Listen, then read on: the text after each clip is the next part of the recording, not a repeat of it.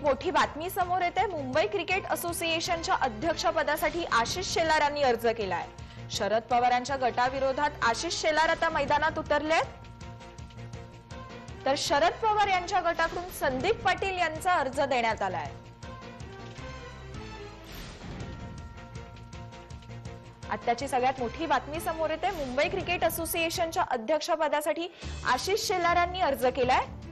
शरद पवारांच्या गटाविरोधात आता आशिष शेलार मैदानात उतरले, तर शरद पवार यांच्या गटाकडून संदीप पाटील यांचा अर्ज देण्यात आलाय। मुंबई क्रिकेट असोसिएशनच्या अध्यक्षपदाची निवडणूक आता जवळ येते, तर शरद पवारांच्या विरोधात आशिष शेलार यांनी अर्ज केला असून शरद पवारांकडून संदीप पाटील यांचा अर्ज देण्यात आलाय।